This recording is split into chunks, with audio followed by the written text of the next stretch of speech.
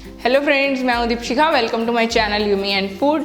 आज मैं आपको बताऊंगी कि किस तरह से आप झटपट इडली को भगोने में बना सकते हैं। इडली का सांचा हमारे पास अवेलेबल हो ऐसा ज़रूरी नहीं है। मैं उसे भगोने में बना रही हूँ स्टील के सांचे का यूज़ करते हुए। और अगर आपके पास उस तरह का सांचा भी अवेलेबल नहीं हो तो आप उसे किसी भी बड़े बाउल में सेम मैटर को बना के डालिए उसमें, और आपकी इडली जो है वो एक बड़े बाउल की शेप में रेडी हो जाएगी, जिसे आप बाद में नाइफ़ की हेल्प से काट के छोटे छोटे पीसीज में डिवाइड कर सकते हैं। तो आप बिना सांचे के भी इडली को बना सकते हैं। और इसे झटपट बनाने के लिए मैंने सूजी का यूज़ किया है। इसके लिए मैंने दाल या एक्सेट्रा कोई बैटर तैयार नहीं किया है उससे, तो सूजी से जो है वो झटपट इडली बन जाती है। तो चलिए आइए देखते हैं कि किस तरह से आपको ये इडली की रेसिपी बनानी है। तो स्टार्ट करते हैं, आइए चलिए किचन में चलते हैं। इडली बनाने के लिए सबसे पहले हमने जो ये 2 कप सूजी ली है उसे हम छाछ में भिगोएंगे। इस सूजी को मैं किसी बड़े बर्तन में शिफ्ट कर रही हूँ क्योंकि ये भीगने के बाद थोड़ी फूल जाती है। अब हम इसमें छाछ डालेंगे और ये मैंने आधा लीटर छाछ ली है। अब मैं इसे भिगाती हूँ और बताती हूँ आपको कि कितने छाछ की इसमें रिक्वायरमेंट होगी। इतनी छाछ आपको डालनी है कि ये सूजी अच्छे से मिक्स हो जाए उसमें। अगर आपके पास छाछ अवेलेबल नहीं है तो आप दही भी ले सकते हैं, लेकिन अगर आप दही लें तो उसमें आप थोड़ा सा पानी डाल के उसे छाछ की तरह ही फेंट लें और फिर उससे सूजी को घोलें। और अगर आप थोड़ा खट्टा दही या छाछ लेंगे तो उससे सूजी जो है वो बहुत अच्छी फ्रेगमेंट होती है।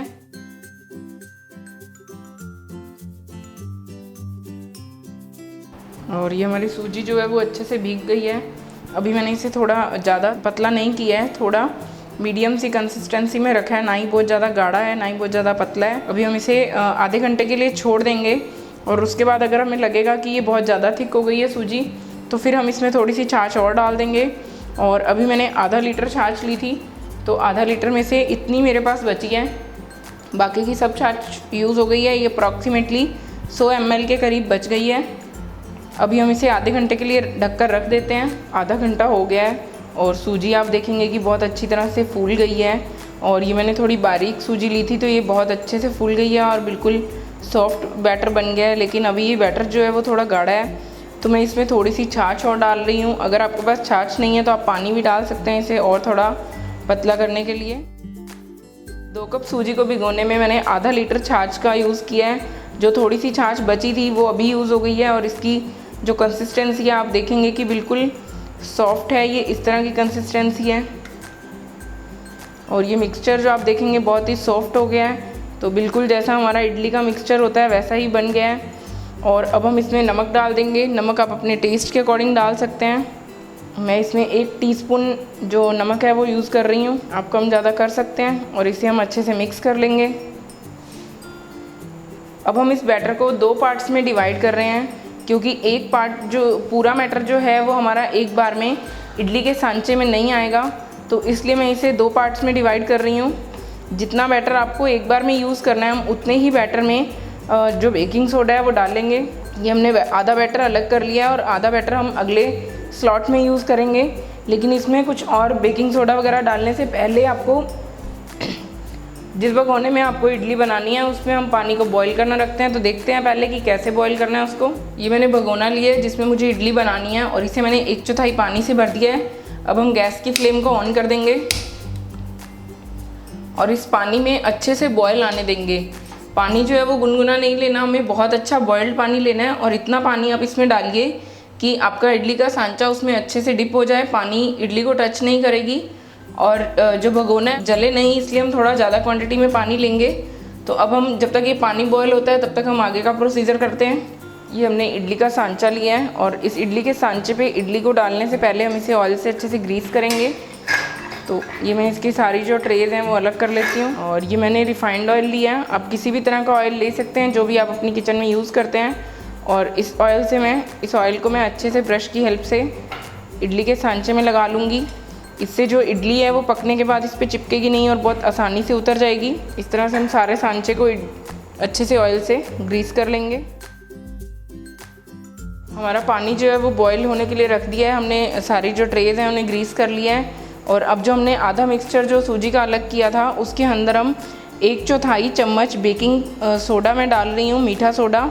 और 1/4 चम्मच ही मैं बेकिंग पाउडर का भी यूज़ कर रही हूँ।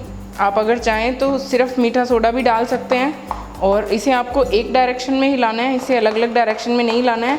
और इसे बहुत ज़्यादा हिलाना नहीं है, बस इतना ही हिलाना है कि ये अच्छे से मिक्स हो जाए।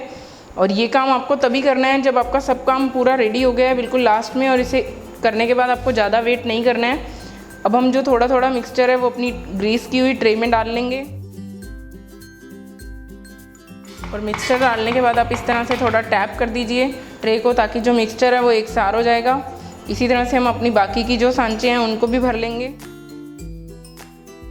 ये हमने सारे सांचे जो हैं वो इडली के घोल से भर दिए हैं, और इसे हमें इस तरह से रखना है कि ये वाले जो होल्स हैं यहाँ पे वो नीचे वाली इडली के खाने के ऊपर रहेंगे, ताकि जो स्टीम है वो नीचे से इडली पे जाती रहेगी। इस तरह से एडजस्ट करते हुए आप इसको रखिए। और ये हमारा इडली का जो सांचा है वो रेडी हो गया है, और ये काम आपको थोड़ा क्विकली करना है। और अब हम इसे जो बॉईल हो रहा है वाटर उसके अंदर डाल देते हैं। पानी जो है वो अच्छे से बॉईल हो गया है, और इसमें मैं इस तरह का स्टैंड रख रही हूँ, और इस स्टैंड को मैं पानी के अंदर रख दूँगी। इससे जो है वो पानी इडली के सांचे में नहीं जाएगा, और पानी का लेवल जो है वो स्टैंड से नीचे है। अब मैं इसमें ये जो इडली का सांचा है उसे रख देती हूँ, और इसे आपको किसी इस तरह की प्लेट या किसी भी बर्तन से कवर करना है, जिससे कि ये पूरा कवर हो जाए और ऊपर थोड़ा सा स्पेस रहे, ताकि ये इडली जो है वो फूल जाए। मेरे पास एक इस तरह का बर्तन है, इससे मैं इसको कवर कर रही हूँ। ये पूरा अच्छे से इसके साइज का है जो अच्छे से कवर हो रहा है, और ऊपर काफ़ी स्पेस है, तो इडली अच्छे से फूल जाएगी। और इसे हम 6 से 7 मिनट तक के लिए मीडियम फ्लेम पे पकाएंगे। 7 से 8 मिनट हो गए हैं। अब हम इसे एक बार खोल के चेक कर लेते हैं, और ये बर्तन जो है वो थोड़ा गर्म हो गया है, तो इसे आप थोड़ा ध्यान से उठाएं। अब इडली पकी है या नहीं पकी उसे चेक करने के लिए हम चाकू से टेस्ट करेंगे।